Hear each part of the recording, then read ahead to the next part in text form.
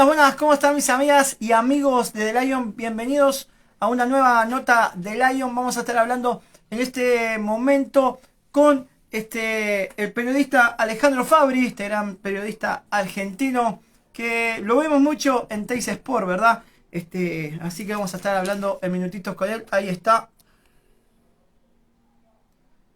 Ya le mandamos la solicitud.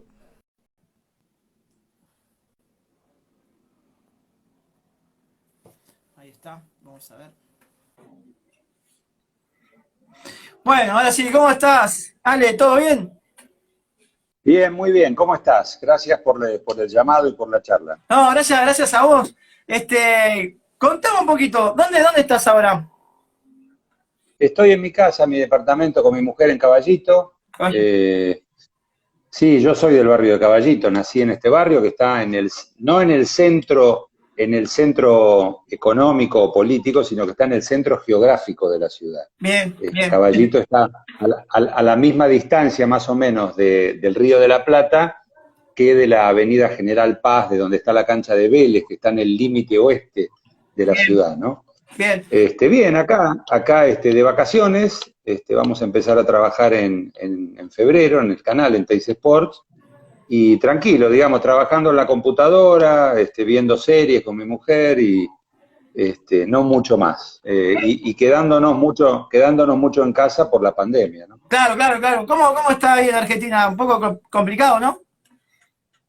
Bueno, ha habido una gran cantidad de gente que ha creído que la pandemia ha terminado y en realidad la llegada de esta variante, que es mucho más contagiosa, ha hecho que haya tantos contagios.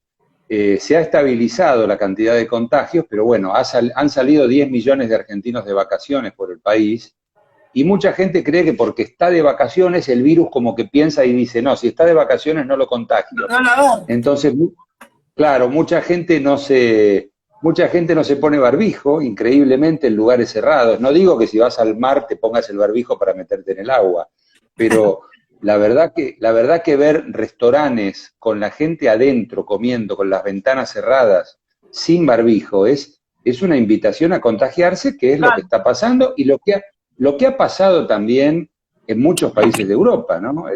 Ahí va, Esto es así. ahí Sí, va. sí, acá estamos. Sí, se me escucha bien. Lamentablemente es así.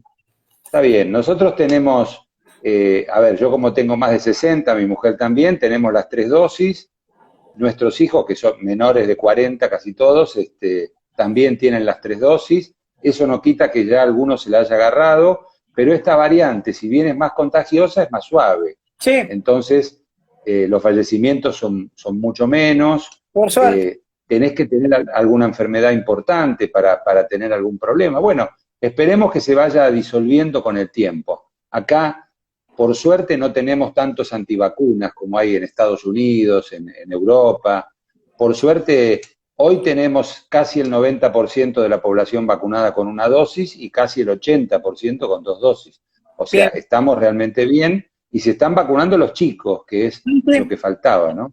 Acá también empezaron con los chicos. Nosotros ya estamos por la tercera dosis prácticamente. Sí, Y ahora, hace poco, ayer salió la noticia, ahora se tiene que jugar la final de la Supercopa Uruguaya entre Peñarol y Plaza Colonia, que fueron los dos que disputaron la final, tanto de sí, la sí. apertura como de clausura. Y Durazno, que es la sede donde se iba a jugar en el interior, ya pidió que cambiaran de sede porque hay muchos casos, ¿viste? Se complicó Durazno con los casos y ya pidió a la OFF para cambiar la sede.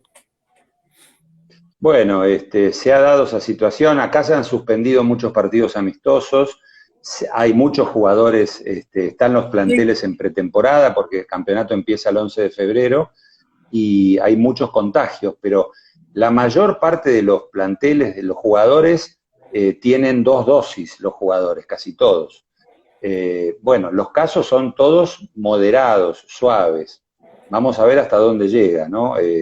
Lo que no se sabe todavía es si el público va a poder ir a la cancha. Estamos viendo que en Europa, salvo la locura de Inglaterra, que abre todo como si esto fuera tan sencillo, en el resto de los países hay bastantes limitaciones para que la sí, gente vaya. sí. Yo creo que lo lógico sería que haya una cantidad de público menor a la de un estadio completo, ¿no? Exacto, exacto, ahí va. Bueno, Ale, contame un poquito, quiero saber un poco de tu historia, cómo comienza tu historia con el periodismo, cómo nace esta pasión, ¿por qué el fútbol y no otro deporte? Porque, bueno, yo tengo mi otra pasión deportiva, es el básquetbol. Sí, Digamos bueno, que como casi todos el, los periodistas, ¿no? Casi todos los periodistas que conozco o comentaristas le encanta el fútbol y después tienen el básquetbol. bueno, a mí siempre me gustó, digamos que jugué en el colegio donde estudié acá en Caballito también, jugué al básquetbol entre mis compañeros, nada más, ¿no? Jugábamos a la pelota jugué más veces. El básquetbol tiene la limitación de la altura. Claro, Yo mido unos 78, no podía jugar de pivot, ni de pilar, ni de alero, y jugaba, es un juego que me gusta, que siempre me divirtió. Fui mucho a ver básquetbol con mis amigos aquí en Caballito está Ferrocarril Oeste, que fue claro, campeón de la Liga Nacional. Muchos de nosotros fuimos socios de Ferro durante un buen tiempo, en la adolescencia sobre todo, y también vimos todo antes de la Liga Nacional, ¿no? Antes de Ginóbili y de todos estos jugadores, era claro, otra época.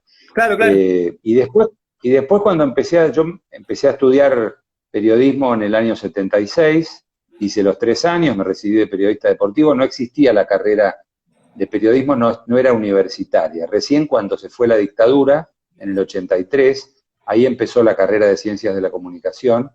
Antes existía, pero en La Plata y en Córdoba, y yo soy de Buenos Aires, entonces para el 83 yo ya tenía 26 años y hacía 6 años que trabajaba. Claro. Bueno, y empecé con el básquetbol, y el fútbol. Y en algún momento dejé el básquetbol porque el básquetbol se juega de noche, no tiene horarios a la mañana o al mediodía o a las 3:30 de la tarde. Entonces se me superponían los trabajos y dejé el básquetbol, ¿no? Claro, me perdí la parte de la Liga Nacional, la parte fuerte de la Liga Nacional y de la aparición de tantos buenos jugadores. Te voy a decir que en el año 80, con 23 años, había entrado a la revista Goles, una revista como El Gráfico, digamos, que eran las dos revistas argentinas de deportes, era semanal, era una revista. Bueno, y mi primer viaje al exterior que me tocó en ese momento fue cubrir el torneo preolímpico de básquetbol de Puerto Rico, que clasificaba a 3 equipos para los Juegos Olímpicos de Moscú de 1980. Bueno, tuve que sacar el pasaporte porque ni lo tenía y me fui ahí y ahí cubrí ese campeonato. Argentina logró clasificarse para Moscú, eliminando a Brasil. Era una época donde no había triples todavía. Argentina le ganó bien a Brasil por 20 puntos, se clasificaron Canadá, Puerto Rico y la Argentina, pero finalmente los gobiernos militares que había le hicieron el boicot siguiendo la orden de Estados Unidos a la Unión Soviética y no fueron. Y nos perdimos, Argentina, la oportunidad porque hacía 28 años que Argentina no iba. Y el lugar de Argentina fue Brasil, que tenía dictadura militar también, pero los gobernantes dijeron, no, que el deporte vaya a jugar, sí. Bueno, y en ese campeonato jugó Uruguay. Ahí ahí había muy buenos jugadores, estaba Fefo Ruiz, estaba el Tato López, estaba un chico que se llamaba Núñez, estaba Haller, bueno, un equipo también importante que tenía Uruguay en ese momento, ¿no?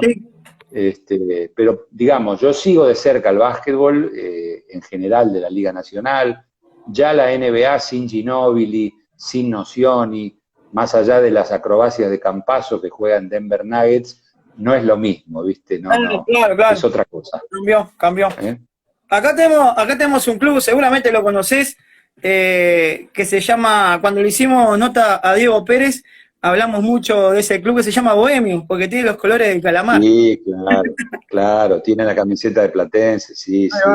Sí, he ido al Cilindro, he visto partidos de Bohemios, de Malvin, de Aguada, de Cordón, así en el transcurso del tiempo, alguna vez que veraneé en Montevideo, que a nosotros nos encanta Montevideo con mi mujer, hemos ido varias veces y he visto partidos.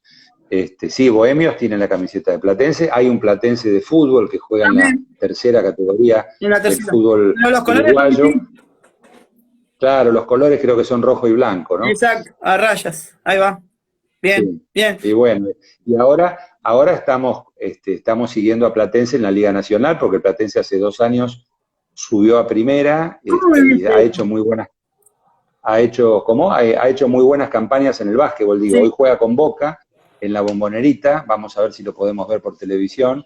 Platense está bien, está en mitad de tabla, el año pasado llegó a cuartos de final de la Liga, y la verdad que lo he visto mucho a Platense antes de la Liga, jugando en la primera de la Federación.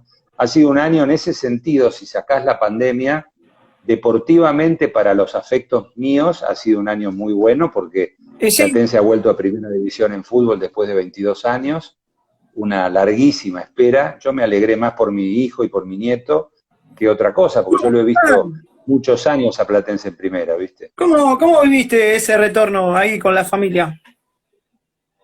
Mirá, ahora el 31 de enero se va a cumplir un año del último partido de la final con Estudiantes de Río Cuarto, que Platense ganó por penales. Estábamos acá con mi mujer viéndolo, mi hijo estaba en su casa, había plena pandemia, mi hijo estaba acá cerca, también vive en Caballito, viéndolo, y mi nieto se había ido con su abuela a una quinta, donde había invitados y demás. Entonces cada uno lo estaba viendo en un lugar distinto.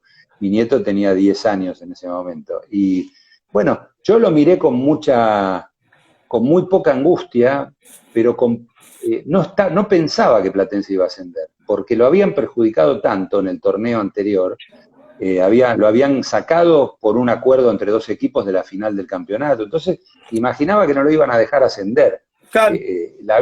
La segunda división del fútbol argentino va a merecer un par de libros dentro de un tiempo, sí, ¿no? Porque ha sido una categoría de un... Es brava la segunda división, digamos, la B de Argentina. Sí, claro, pero nunca fue así.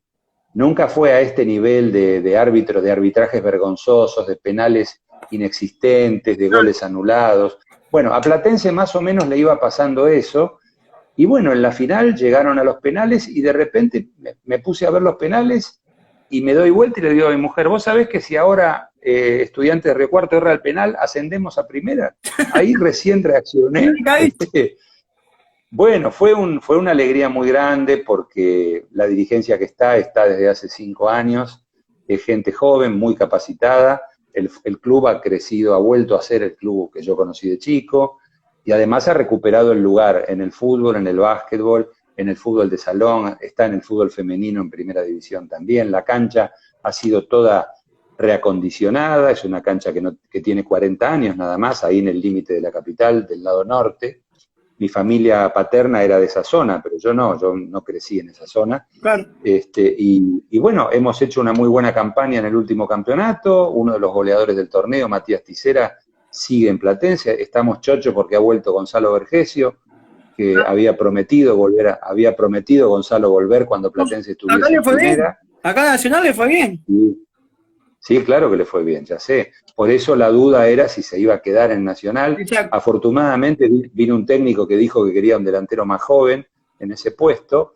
Entonces nos viene bárbaro Vergesio porque él es del club, él ha donado mucha plata, ha colaborado a construir algunas cosas del club y es un hombre de la casa. Entonces ha vuelto y bueno, es una muy buena noticia. Porque la experiencia que tiene va a ayudar a algunos muchachos jóvenes que están jugando en primera. Claro. Estamos muy contentos, la verdad que es un momento muy bueno, y la cancha es una invitación a ir porque no tiene ahora alambrado, han sacado el alambrado como en Inglaterra, salvo el tema de la barra brava y los violentos que tienen su alambrado. Bueno, sí. En los otros lugares de la cancha no, y bueno, era lo que le faltaba a Platense, ¿no? Platense, si vos tomás la tabla histórica de puntos de todos los tiempos, Platense está en el puesto 16 en la tabla de posiciones. Bien. O sea, claro, va a cumplir 75 años en primera el año que viene Platense. Entonces, es un club con una historia muy grande en primera división, más allá de que no haya salido campeón. Claro, bien ahí. Bueno, contame un poco de ese primer viaje, de esa primera salida que saliste, bueno, que fuiste con el básquetbol, ¿no? ¿Cómo fue ese momento? Sí. ¿Cómo fue cuando te dicen, mirá que tenés que viajar a cubrir ahí el preolímpico? Bueno, mi primera reacción fue, mirá que no tengo pasaporte. Claro, bueno, tenés que sacarlo. Tenés que sacarlo. Bueno, lo pude hacer y fue un recuerdo muy lindo porque fui solo. Pensá que, a ver, si nos transportamos a 1980, era mi segundo trabajo, recién empezaba, hacía 2 años que me había recibido. Puerto Rico no es un lugar de vacaciones, ni un lugar donde uno acostumbre a ir. No es República Dominicana o Cuba o las islas, la Aruba o Curazao, viste, esos lugares. Claro. Entonces no había vuelo directo, había que ir a Bogotá y de Bogotá nos tomábamos un avión a San Juan de Puerto Rico. Y lo que yo siempre cuento de este viaje es todo lo que ha cambiado la comunicación en 40, 42 años, ¿no? En 1980 yo me tenía que llevar una máquina de escribir portátil. Claro. Me llevé, no había, por supuesto que no había notebooks, ni computadoras de escritorio, ni nada. No había teléfonos celulares, no había internet. Entonces, yo tenía que comprar una resma de hojas, tenía que escribir con papel carbónico, tenía que escribir, por ejemplo, me decían, tenés que escribir 200 líneas en la máquina de escribir. Yo había aprendido dactilografía, nunca tuve problema porque estudié en el colegio de dactilografía, Bien. ello siempre me ayudó para trabajar en las redacciones, ¿no? Antes de la computadora. Y bueno, tenía que escribirlo, de ahí tenía que irme a la oficina de Telex, teníamos que conseguir llamar por teléfono a Buenos Aires, que nos atendieran en la redacción de la revista Goles, que nos pasaran a la oficina de Telex, y una vez que estaba conectada la oficina de Telex de Buenos Aires con la de Puerto Rico, yo le había dado mi texto a la señora o al señor que estaba en la máquina, y esa persona tenía que tipear todo el texto que yo había escrito. Eso salía, bueno, era gente que era dactilógrafa, ¿viste? Escribía muy rápido. Bueno, pero ¿viste?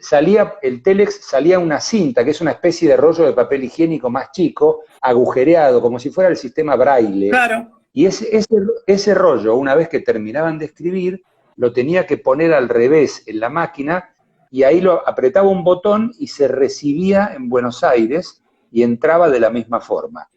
Todo eso llevaba un tiempo importante, porque no era que vos llamabas por teléfono y te atendían. Primero, la operadora tenía que decirte cuánta demora había para llamar a Buenos Aires. Claro. Te decía capaz 2 horas. Bueno, había que reservar turno dentro de 2 horas para... Bueno, todo eso era así. Después, por ejemplo, yo tenía que contratar un fotógrafo que sacara fotos de los partidos. Claro. Jugaba Puerto Rico, jugaba Canadá, Argentina y Uruguay, Brasil, Cuba y México. Y bueno, ese fotógrafo yo le pagaba por el rollo, y el rollo no lo podía mandar por el Telex. El rollo tenía que dárselo a una persona que ya habían conectado desde Buenos Aires, que se iba de San Juan de Puerto Rico a Bogotá, y que en Bogotá, en el aeropuerto, iba a dejar en el mostrador de, creo que era Bianca, la línea colombiana, para que el vuelo próximo a Buenos Aires trajera el rollo. Vos imaginate todo lo que era. Sí, sí. No estoy hablando de 1950, de 30, estoy hablando de 1980. 10 años después, en 1990, me tocó transmitir por la televisión el Campeonato Mundial de Básquetbol que se jugó aquí en la Argentina. Me tocó, bueno, primero transmitir la zona de acá de Buenos Aires, una parte, y después me mandaron a Salta, que era la Rueda Consuelo, que también se transmitían los partidos, que además era noticia porque Italia y España habían quedado eliminadas, eran zonas de 4 equipos, se clasificaban los 2 primeros. Y tanto Italia como España habían salido terceros y tuvieron que ir a jugar la Rueda Consuelo. Bueno, el gimnasio era lindo, el gimnasio de Salta, pero Salta es una provincia que no tiene tradición de básquetbol, digamos, en Argentina.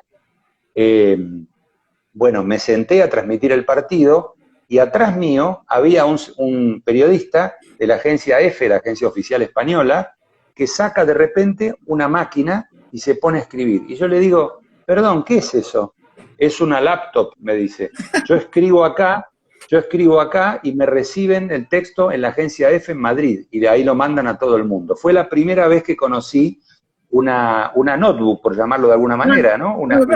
Una computadora portátil. En 1990 me pareció una cosa absolutamente novedosa, y de hecho te cuento una cosa más y termino. En el año 92 se juega el preolímpico de Portland para ir a los Juegos Olímpicos de Barcelona. A mí me tocó transmitirlo por Canal 9, pero no fuimos a Portland, lo hicimos desde el Canal 9 en Buenos Aires. Pero un amigo mío, Hugo Suerte, que era periodista de El Gráfico, fue a Portland, porque Argentina jugaba contra el Dream Team, el verdadero Dream Team de Estados Unidos, con Michael Jordan, Magic Johnson, qué disparate. todos los mejores, Los monstruos. todos los mejores que se te ocurran. Sí. Ese equipo completo, Larry Bird, Karl Malone, bueno, todos, nos ganaron por 41 puntos. Pero a los demás equipos le ganaron a todos por más de 60. Sí. Y Argentina, bueno, increíble. Argentina le hizo 87 puntos increíblemente, fue mucho. Bueno, el periodista del gráfico fue con la máquina de escribir que yo te había contado de 1980. No se la dejaron entrar al centro de prensa porque le dijeron que era un artículo que no se utilizaba más. Ah, no. Mirá, qué locura. Bueno, pero esa máquina la tenés todavía. La máquina la tengo, sí, la máquina la tengo. A ver, a mí me ha tocado trabajar en el diario Clarín, en La Nación, en El Gráfico, en Goles. Sí, en muchos lugares. Y a ver, he pasado la época de escribir, poner la hoja y escribir con carbónico y llevar el texto al taller, porque estaban los obreros gráficos que tenían que poner los textos sobre plomo. Después, cuando el plomo se enfriaba, te llamaban y tenías que ir con una pinza de depilar para sacar algunas letras, porque a veces el texto quedaba grande en la diagramación. Ahora lo borrás con el borrador, sacás las líneas, ¿viste? De la computadora. En aquel momento tenías que sacar con la pinza de depilar. Digamos que uno se tuvo que ir adaptando de a poco a todos los adelantos tecnológicos. Te cuento una cosa muy sencilla. La diferencia entre cubrir el básquetbol en el año 89, ponele, 88, que jugaba Ginóbili en la Liga Nacional, y cubrirla 5, 6, 7, 8 años después, la diferencia era una sola, el teléfono celular. ¿Sabes por qué? Yo iba a cubrir un partido de la Liga Nacional, suponete por el diario Clarín o por La Nación, que salen a la mañana, o por Crónica también, o Diario Popular de Buenos Aires. Entonces, para pasar los datos del partido, porque el básquetbol siempre se juega de noche, claro, y termina cerca de las 11 de la noche y ya a esa hora los diarios quieren cerrar. Claro. Entonces tenía que llamar por teléfono y tenía que ir a la secretaría del club, que está abajo de la tribuna, para llamar por teléfono y pasar los puntos, cómo terminó cada tiempo. Pero el partido no había terminado. Vos tenías que llamar antes para que vayan escribiendo, sobre todo si era un partido importante. Y cuando volvías al gimnasio, ya cada equipo había hecho 10, 15 puntos. Entonces, a los 5 o 6 años de eso, vos podés contar el partido sentado en la platea o en el palco de periodistas, viéndolo al mismo tiempo que lo contás y escribís. Claro. Digamos, hay una diferencia muy grande. Cuando yo volvía a la cancha, si no tenía un compañero, un colega que me hacía la gamba, como decimos acá, y sumaba los puntos que habían hecho los jugadores mientras yo estaba hablando, era imposible que tuviera precisión, ¿no? Claro, sí. Mirá, qué loco, para todos aquellos jóvenes que recién arrancan en el periodismo, tienen que mirar esto y escuchar lo que dijiste. La verdad que impresionante todo. Bueno, pero en el fútbol también, en las canchas de ascenso, no tanto en primera división, que había 2 teléfonos, ponele, pero cuando vos trabajabas en una radio, que los partidos se jugaban todos a la misma hora antes. La fecha se jugaba la 9ª fecha del campeonato de Primera B y eran 8 o 9 partidos a las 3:30. Vos tenías una transmisión central, ponele, después había 2 conexiones, y los demás, yo iba, por ejemplo, te puedo contar la cancha del Porvenir, acá en Lanús, cerca de Buenos Aires, la cancha de Almirante Brown, en Isidro Casanova, que es un poco más lejos. Tenía que pelearme. Yo estaba, suponete, en radio cualquiera, Radio Rivadavia. Tenía que discutir con el de Radio Belgrano, con el de Radio El Mundo, que todos querían llamar para sacar el gol, para contar el gol. A veces te ponían al aire, a veces no te ponían y pasabas la información.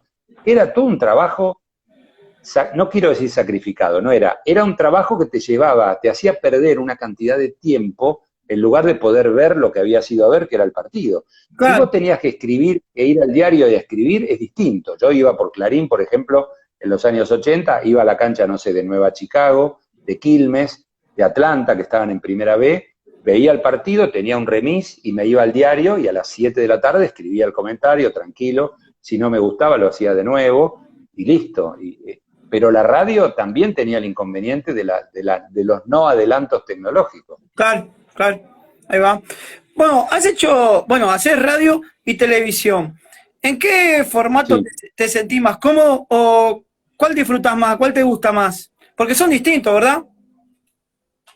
Sí, bueno, yo por la cuestión de la edad mía, los que tenemos más de 60 nos hemos criado en los diarios, en Sí, las redacciones y en las revistas de deportes, porque aquellos que son muy jóvenes tienen que entender que había, en la Argentina había dos revistas, El Gráfico y Goles, El Gráfico que había empezado a salir en 1919 yo me acuerdo, y Goles que empezó a salir, llegué a un momento que claro, en los años. estaba coleccionando.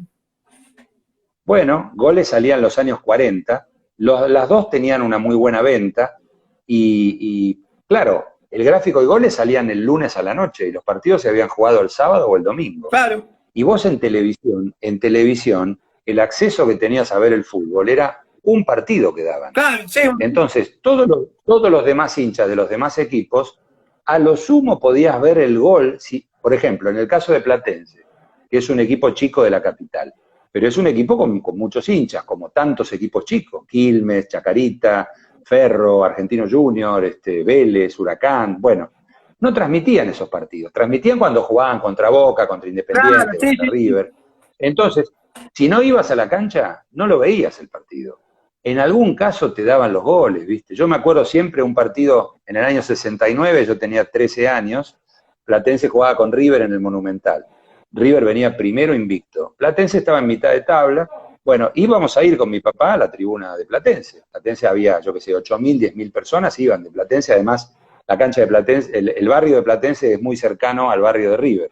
Están en la misma zona de la capital. Platense es el verdadero habitante de esa zona. River llegó en el año 38 cuando se fue de la El Boca Boca, claro. y después se fue a Palermo y de Palermo se fue ahí, pero el habitante histórico de la zona es Platense, ¿no? Bueno, y mi papá al final, mi papá era técnico ortopédico, hacía taloneras, plantillas, zapatos ortopédicos, todo eso. Bueno, y da la casualidad que esa tarde tenía un congreso de ortopedia y no podía ir a la cancha. Y yo no podía ir solo, con 13 años no Claro, podía ir claro, solo a la claro. cancha de River. Bueno, ese partido lo escuché por radio. Platense le ganó 4-0 a River en la cancha de 4-0, River. papá, qué Sí, disparate. 4-0. Sí, 4-0. Hace poco, bueno, hace un tiempo le ganó a Boca también 4-0 en la cancha de Boca. Digamos, le ha ganado muchos partidos de visitante a los grandes Platense, sobre todo a Boca, más que nada. A River le ha costado mucho. Pero bueno, ese día no pude ver los goles porque había un partido más importante ese día y el canal de 7 transmitió el otro partido. Y como era un feriado, porque era Viernes Santo, no salieron los diarios al otro día, entonces No, tampoco tenía los diarios. Me agarró una desesperación ese día. Bueno, por suerte el sábado pusieron fotos de los goles de Platense en la cancha de River, ¿no? Pero bueno, ni quiero ni pensar lo que era el fútbol en los años 20, en los años 30, en los años claro. 40, la escasa por eso las canchas estaban llenas también. Más allá de que en los años 40, como en Uruguay, en los años 40 no había jugadores jugando en Europa porque estaba la Segunda Guerra Mundial. Claro. Entonces, todos los jugadores jugaban en su país, la mayor parte de los jugadores jugaban en su país. Entonces era diferente. Bueno, había venido Severino Varela a Boca, había venido Walter Gómez a River, había jugadores uruguayos, brasileños no había casi, y de otros, sobre todo jugadores uruguayos. Y la gente iba a la cancha porque había cracks. Lo que hoy falta en todo el mundo es cracks. Claro. Tenés algunos buenos jugadores, en Uruguay lo han padecido mucho más antes que en Argentina, Sí, pero mi propuesta es siempre la misma. Si nosotros pudiéramos, uruguayos y argentinos, ya no digo tanto brasileños, porque en Brasil hay mucho más dinero, hay mucha más gente, y han vuelto muchos jugadores brasileños al fútbol local. sí, sí. Pero si nosotros y los uruguayos pudieran recuperar a los 200 o 300 mejores jugadores que están en el exterior y los repartís por los equipos, el campeonato sería muy diferente, tendría otro nivel, Claro, ¿no? claro, claro. Sí, sí, sí, sí. Estaría buenísimo. Bueno, Y bueno, ahora que tocaste el punto de crack y todo, el histórico 4-0 a River, allí estuve, dice Ricardo Moretti, mirá, bien ahí. sí, sí, Ricardo es amigo, sí, sí, de Platense y tenemos la misma edad, así que tuvo la suerte de estar en la cancha. Y te digo una cosa más hablando de Platense, el máximo goleador de Nacional de Montevideo es un jugador que salió de Platense y fue de Platense a Nacional, Atilio García. Ah, también, claro, Atilio García, sí, sí, sí, Claro, ahí va. claro. Bien. Bueno, te decía, hablando de crack y todo esto de los jugadores, ¿cómo ves hoy en día a Messi? ¿Cómo ves a la selección argentina? ¿Cómo ves este cambio nuevo que hizo Scaloni? Mirá, estamos todos contentos. Sería absurdo que yo venga y te diga, no, Scaloni no sabe nada, el equipo no anda bien. Argentina ganó la Copa América después de 28 años. ¿Y a Brasil? Scaloni fue, claro, a Brasil en En Brasil. Brasil. O sea, Ahí va. este, estuviste a punto de ganar el Mundial de 2014, perdiendo en suplementario con Alemania, pero era jugar con Brasil. Y la verdad, este equipo, Scaloni ha encontrado una síntesis entre algunos jugadores de experiencia, ya le ha dado confianza a muchos jugadores jóvenes que no tenían lugar en la selección. Tiene mucho mérito Scaloni en eso, ha logrado rodearlo muy bien a Messi, hay un clima, y yo creo que la victoria en la Copa América ayudó mucho. Sí, Messi como que se sacó la enorme piedra de encima, sí, ¿no? tenía un Y peso esa bárbaro. presión. Ahí va. Claro, pero además de eso, lo que te quiero decir es que tuvo una idea muy buena junto con sus colaboradores, que fue traer a exjugadores de la selección argentina. Por ejemplo, Scaloni sabía que el ídolo que tuvo Messi en su adolescencia fue Pablo Aimar. Claro. Pablo Aimar, que no salió campeón del mundo, que sí fue campeón mundial con la selección juvenil argentina en Malasia, jugando contra Uruguay en el No, 97. no me voy a acordar de ese Eh, partido. bueno, bueno, está bien, un gol de Pablo García de tiro libre. Yo estuve transmitiendo el partido con Quique Wolf, lo transmitimos por la Nos televisión. levantábamos temprano para Eh, mirar. sí, claro, claro. Bueno, pero quiero decirte que lo llamó a Pablo Aimar y le pidió si podía estar al lado de Messi y contarle lo que él sentía y ayudarlo. Y lo mismo hizo con Roberto Ayala y Walter Samuel, dos zagueros centrales muy buenos, Claro. de muy buen nivel, que se pusieron a ayudar al Cuti Romero, no tanto a Otamendi, que ya tiene una trayectoria, pero a los jóvenes en esos puestos. Con Filiol habló el Dibu Martínez, el arquero que no jugó un minuto en el fútbol argentino y es figura del fútbol inglés. O sea, rodeó a jugadores con otros jugadores que lograron lugares importantes en sus Claro. carreras. Entonces, ahí hay un respeto, hay un ida y vuelta muy bueno. Y bueno, ahora yo no voy a decirte que Argentina es candidato a ganar la Copa del Mundo porque no lo creo. ¿Sabes por qué? Porque no han jugado un solo partido ni Argentina, ni Brasil, ni Uruguay contra los equipos europeos. Entonces, una vez que pase la competencia eliminatoria, hay que buscar la manera de que nosotros, los tres países que estoy nombrando, que somos los más importantes de Latinoamérica, lleguemos con alguna experiencia de enfrentamiento con Francia, con Alemania, con Inglaterra, con Claro. España, con Italia, con el que sea, ¿no? Yo creo que estamos en condiciones, la Argentina está en condiciones de estar entre los 8 primeros. Ahora, de ahí a decir que tenés que salir campeón del mundo porque perdiste en el 2014, que tendrías que haberlo ganado y lo perdiste por mala puntería, eso no lo creo.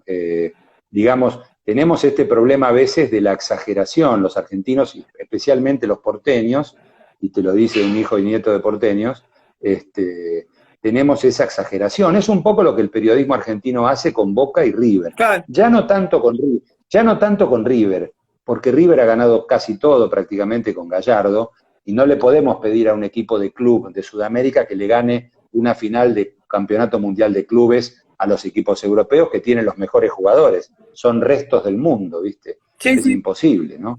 Bien. Acá te dicen, por ejemplo, ahora acá llegó Benedetto a jugar en Boca, ¿no? Sí. Entonces lo venden, parece como si hubiera llegado Severino Varela o Paulo Valentín, el delantero brasileño que llegó a Boca en los 60.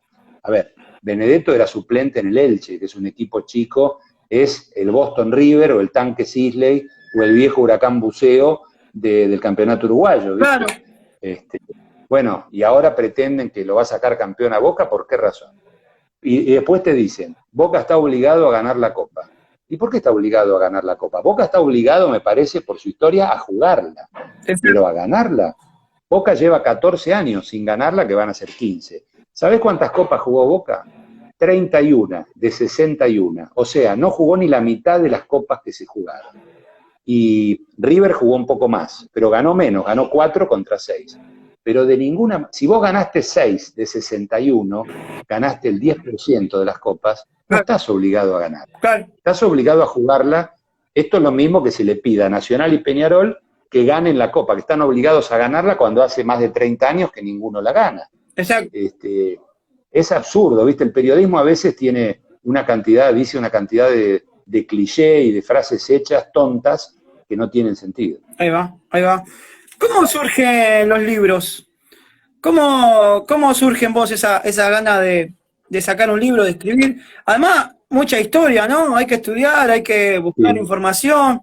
¿Cuál fue Bueno, pero el son, libro que más o menos te sacó más canas, como decimos nosotros, que estuviste más sí, pero tiempo? tengo todas, Estamos tengo todas las igual. canas.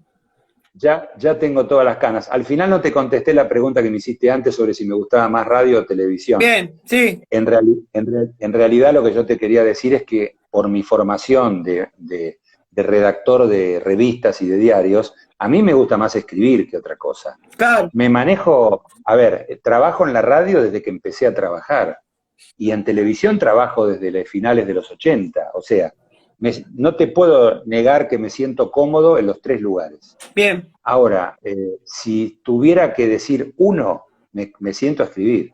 Por eso, entre otras cosas, como he escrito muchas notas, he hecho muchas investigaciones sobre el fútbol de antes, sobre cómo se fundaron los clubes, sobre la Copa América, sobre la Libertadores, sobre historias de jugadores, hechos de corrupción, de soborno, de partidos arreglados, todo eso, me picó el bichito de escribir libros porque no estaba trabajando en medios escritos. ahí va. Y empecé con El nacimiento de una pasión, que es cómo se funda. Es como si yo hiciera un libro del fútbol uruguayo sobre cómo se fundaron todos los clubes que juegan en primera, segunda y tercera del fútbol uruguayo. Va. Y tome el periodo, por ejemplo, entre 1890 y hoy.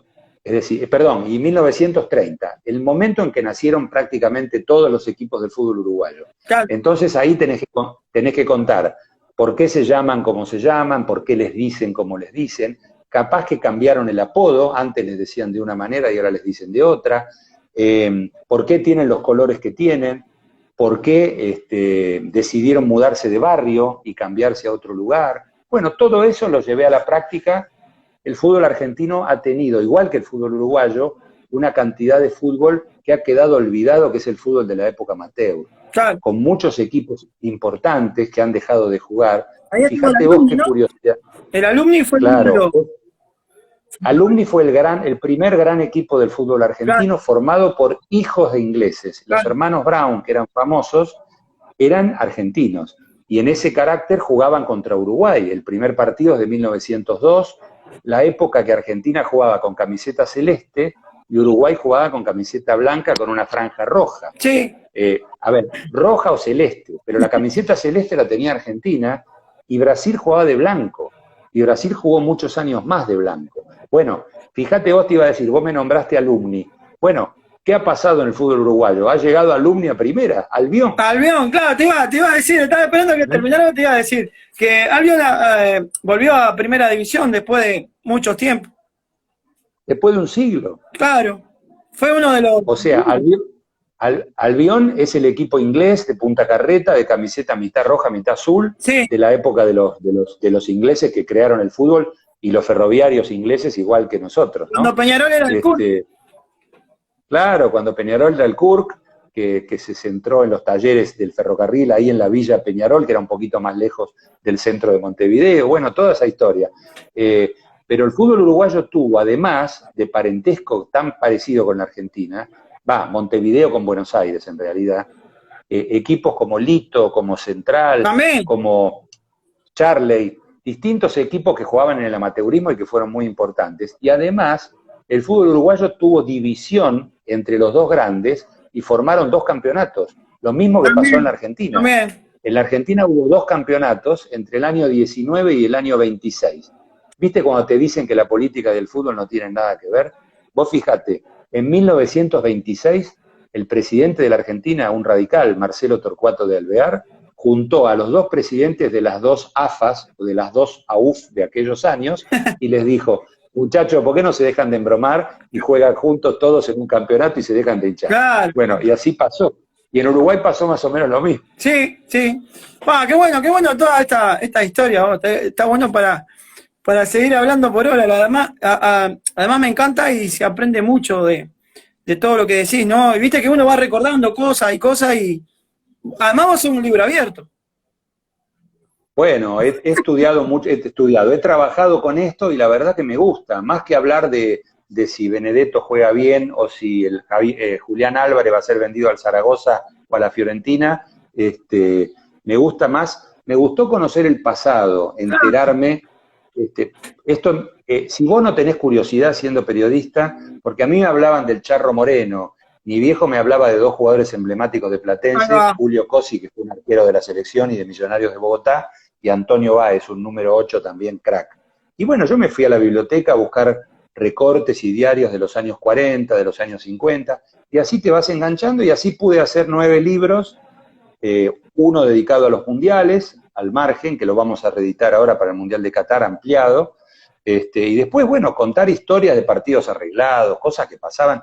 Cuando te dicen que en el fútbol esto antes no pasaba, es mentira, antes también pasaba. Bueno, acá, o sea, acá en Colonia, a ver, acá en Colonia a veces me gusta hablar con también, viste, la gente mayor que te cuenta cómo eran los partidos de antes. A mí acá sí. me contaron que, por ejemplo, la selección campeona de 1950, la que hizo una gira por Uruguay, y en ese tiempo jugó contra un equipito de Colonia. Y el equipo de Colonia le ganó 4-0 a la selección campeona del mundo. Pero aparte de eso, el equipo me decían que jugaban casi todo descalzo, porque en ese tiempo no tenían, eran gente de campo, todavía no tenían zapatos de fútbol. Y golearon a la selección y quedaron, viste, como impactados. Inclusive 2 o 3 jugadores de ese equipito de Colonia después pasaron al fútbol, digamos, de Montevideo. Pero esas historias así están buenísimas. Sí, bueno, lo que pasa es que en Uruguay tenés un problema, es todavía más centralista que Argentina. Sí, claro. Entonces, cuando hablamos del fútbol uruguayo, en un 90% de los casos hablamos del fútbol de Montevideo. Yo me acuerdo cuando cubrimos la Copa América del 95 en Montevideo, bueno, lo transmitimos nosotros con Teis Sport, y me tocó viajar a Paysandú, me tocó viajar a, bueno, Maldonado, que estaba la cancha ya de Maldonado, ya existía.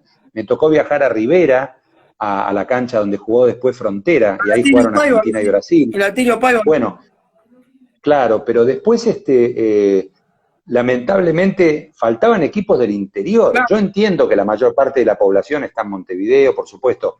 Ver a Plaza Colonia salir campeón es maravilloso. Bueno, Juan que haya salido campeón. Sacó campeón a Rocha, Juan Ramón Carrasco.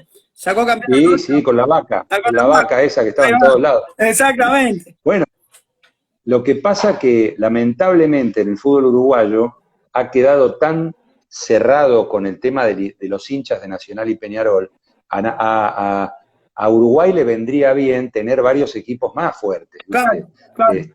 Entiendo, me acuerdo cuando Defensor ganó el primer campeonato en el 76, que jugaba Luis Cubilla todavía, que estaba Baudilio Jauri, que jugó aquí en River y en Unión, estaba el Bolita Arispe también, creo que estaba el profe de León en Defensor de Montevideo. Bueno, había una cantidad de público interesante. A mí me gusta Danubio, por una cuestión de simpatía, siempre me cayó bien Danubio, y celebro que tanto Danubio como Defensor haya vuelto a primera. Amén. Me resulta inexplicable que Cerro y Rampla estén jugando en la segunda división, pero bueno. Bueno, son cosas que pasan. Había una historia como la que vos contaste hoy, que viste que Cerro está en el Cerro y Rampla vino al Cerro, era de la Guada, Rampla, sí. Vos contaste hoy una historia parecida. Bueno, a ver, mirá, te voy a decir algo. Independiente nace en el centro de Buenos Aires, la primera cancha la tiene muy cerca de donde hoy está la cancha de Argentinos Juniors, en el barrio de La Paternal. Estamos hablando de principios del siglo XX. Claro. Era la época en que Buenos Aires se iba extendiendo y se iban abriendo calles. Ahí va. Bueno, alguien vino y le dijo, muchachos, se tienen que ir de acá porque vamos a abrir una calle. Y ahí un hincha, uno de los fundadores, le ofrecieron un terreno en Avellaneda, que era como el fin del mundo en ese momento. Tenían que cruzar el riachuelo, ir del otro lado, y el equipo de Avellaneda es Racing. Claro. Independiente llegó 3 años después que Racing, o 5 años después, y pasó a ser después el clásico. Hubo muchos equipos, que Chacarita es del barrio de la Chacarita, pero en algún momento se tuvo que ir a la provincia, cruzando el límite de la capital, y está en San Martín. Claro. Platense es del barrio de Saavedra, pero se tuvo que ir 20 cuadras al norte, que está en Vicente López, cruzando la General Paz. tenés Almagro, tenés otros equipos que les ha pasado lo mismo, ¿no? Que han tenido que cambiar de lugar. River se fue de la Boca porque no había lugar para 2 canchas, porque era una zona inundable. Bueno, digamos que está lleno de historias todo esto. Bien, bien. ¿Sabés qué? Se me está, me encanta hablar, se me está yendo el tiempo. No te dice casi, Se va la vida. se va, pero Más que el se va tiempo. volando, no te dice, me cuelgo a escucharte y toda la historia esa que contás porque está buenísimo. Y me quedo, se me van las preguntas, me quedo con preguntas todavía. Tengo un montón de preguntas Decime. que me quedaron. A ver, yo te voy a responder cortito, dale. Bueno, primero, eso de los libros, ¿cuál fue el que te costó más? A ver, El nacimiento de una pasión es un libro que lo hice 2 veces, en realidad casi 3. Le agregué, fue el primero que hice en el 2007 e hice una nueva edición. Salieron varias ediciones, pero lo reescribí en el año 2016 porque hay historias de las fundaciones de los clubes que son bastante falsas. Que los clubes se han inventado, han edulcorado y siempre eran jóvenes, humildes, que encontraron una pelota y que las mamás y las novias tejían las camisetas. Todo no fue así, Bien, ¿viste? bien. El caso de River, el caso de Colón, el caso de Huracán, hay varios casos para mencionar. Bien. Y el libro, después los libros de historias, de situaciones de partidos y todo eso, yo ya los tenía juntadas y los pude hacer más tranquilos. O sea que un libro te lleva igual varios meses, ¿no? 4, 5, 6 meses, depende de la extensión y depende del tema. ¿Se viene alguno nuevo, aparte de esa reedición que me decís del Mundial? No, ahora vamos a tratar de revisar esto de la historia de los mundiales, que hay un capítulo por cada mundial, Bien. con una historia se llama Historias Secretas de los Mundiales, y yo creo que después vamos a volver a meternos otra vez yo creo que quizá en la participación argentina, no historias de los mundiales, sino historias de las participaciones argentinas en los mundiales. Vamos a ver, la verdad que puede haber un libro vinculado a la Copa Libertadores también. Bien. No lo sé todavía. Todavía hay tiempo. Espero tener salud para poder hacerlo. Bien, bien, vamos arriba, vamos arriba. ¿Un jugador uruguayo? ¿Un jugador uruguayo? Sí. Ah, qué difícil. Mirá, hay un jugador que yo admiro muchísimo del fútbol. A ver, es obvio que te puedo nombrar a Antonio Alzamendi, a Enzo Francescoli y a Rubén Paz. Son 3 jugadores que me gustaron mucho, grandes jugadores, los 3. Yo tuve la suerte de conocer de chico a Roberto Matosas. Mi tío era profesor de guitarra de él, lo conocí cuando tenía 8 años. Me lo trajo un día a mi casa. Se lo había comprado River a Peñarol en una fortuna de dinero, 33 millones de pesos en ese momento, y me lo trajo para que yo lo conociera porque mi tío me quería hacer hincha de River, y bueno, yo seguí las indicaciones de mi papá y seguí siendo de Platense. Fue una cosa curiosa. Me hizo una foto en blanco y negro autografiada que la perdí en algún momento.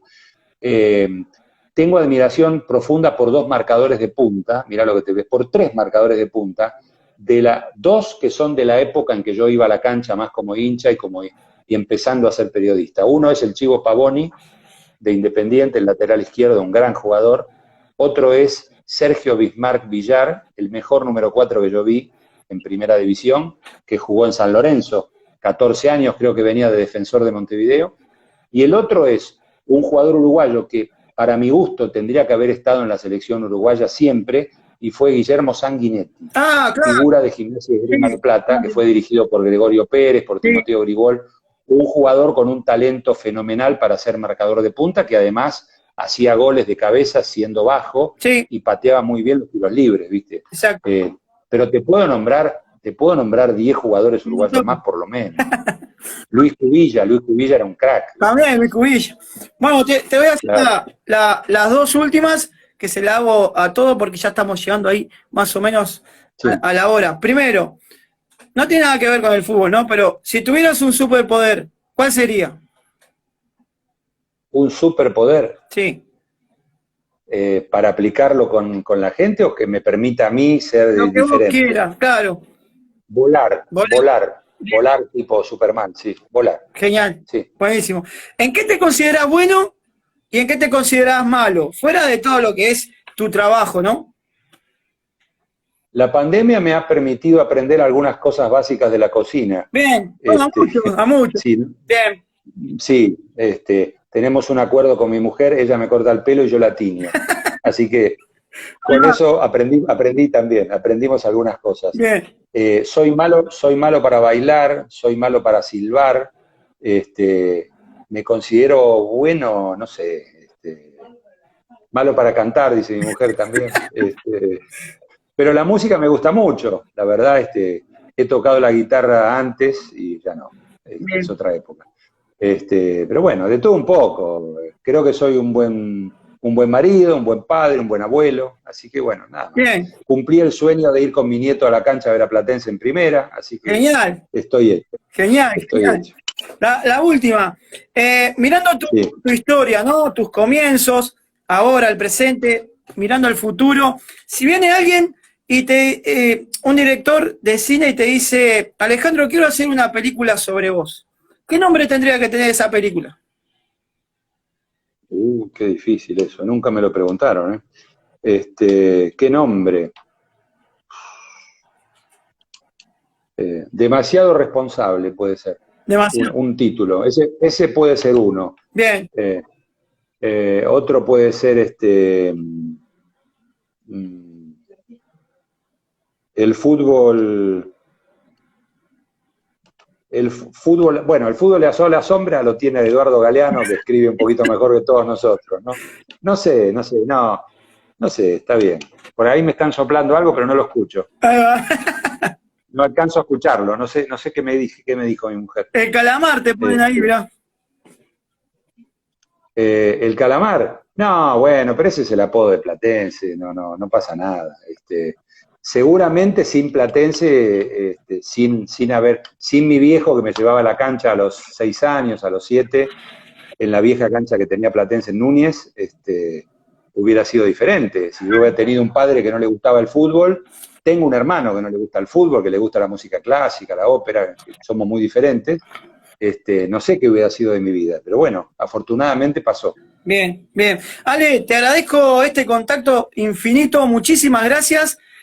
También a toda la gente que se conectó y están mandando ahí mensajes que a veces, viste, no se puede leer porque pasan rápido. Ahí te ponen unos títulos de película, El Maestro, El Referente, pone ahí Juan Manuel Luperi. Saludos de Villamitre, te dicen ahí, cerca de Bahía Blanca. Bueno, sí. No, es Bahía Blanca, es un barrio de Bahía Blanca. Bien, bien. Bueno, Ale, te agradezco, ¿la pasaste bien? Sí, muy bien, muy bien. Estoy contento de que Colonia, fíjate vos qué bueno que Colonia tenga un equipo jugando una final del campeonato con Peñarol, habiendo salido campeón.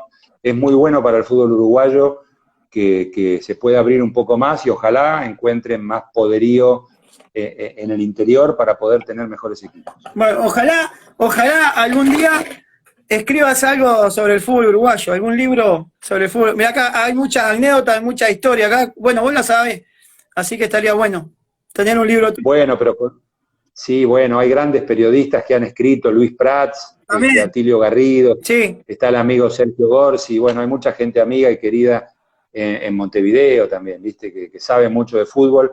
No tenemos, más allá de las diferencias geográficas o de alguna palabra o del mate amargo dulce, Claro. hay muchas cosas que nos hermanan en serio. Dulce? No, yo soy del mate mínimamente dulce. Porque mirá que acá, acá se entra con un poquito de miel. Ahí va. Bueno, con un poquito de miel abajo para sacarle el amargor, ¿viste? Bien. Sí, porque acá a veces le ponemos los tuyos. ¿Viste? Acá en Uruguay algunos son truchos, ¿viste? Te dice que está tomando mate amargo y el termo tiene azúcar adentro del agua. Bueno, nosotros la última vez que estuvimos ahí por la Feria Popular de la calle Tristán Narvaja, conseguimos un mate, lo primero que vi, un mate con el escudo de Platense, me lo traje. Qué grande. ¿Ahí viste la revista del gráfico? Te iba a decir yo cuando estábamos hablando de gráfico, ahí en esa feria se venden ejemplares todavía. Sí, claro, me imagino. Bueno, siempre es bueno estar atento a lo que pasa en Uruguay. Bien, buenísimo. Querido, te mando un abrazo grande. Muchas gracias nuevamente por el contacto y bueno, lo mejor para lo que se venga, de aquí el más. Bueno, esperemos que la pandemia nos deje tranquilos, que lleguemos Argentina y Uruguay al Mundial Ojalá, y puedan sí. salir bien las cosas. Te mando un abrazo grande, cuídate y un saludo a la familia. Dale, muchas gracias, igualmente. Chao, chao, nos vemos. Chao, gracias a vos. Hasta luego.